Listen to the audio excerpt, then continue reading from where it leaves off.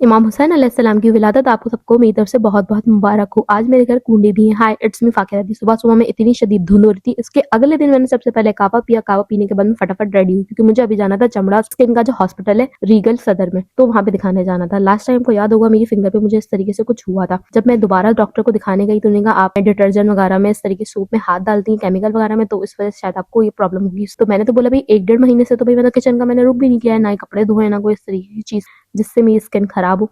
लेकिन कुछ केमिकल लगा है उससे आपको ये हुआ है।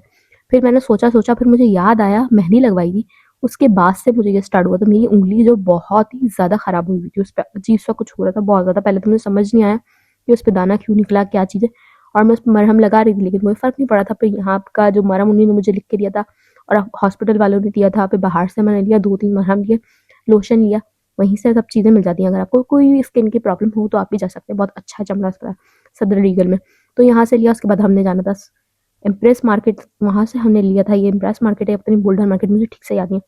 यहाँ से हम लेने गए थे ड्राई फ्रूट्स, यहाँ से ड्राई फ्रूट्स लेने के बाद हमने अदरक भी ली थी क्योंकि हमें थोड़ा गला वला खराब था। फिर मेरे अब्बा को बन कबाब बहुत पसंद है तो उन्होंने बन कबाब यहाँ से खाया। फटाफट बन कबाब खाने के बाद हमने कहा भाई चलो घर का रुख करते हैं, उससे पहले हमने अपने ग्लासेस ले लिए क्योंकि इससे पिछले व्लॉग में मैंने शायद अभी तक अपलोड नहीं किया, उसमें मेरे ग्लासेस टूट गए। तो यहाँ पे मैंने अपना चश्मा वश्मा बनवाया और यहाँ पर जो है मेरा चश्मा बनना स्टार्ट हो गया था।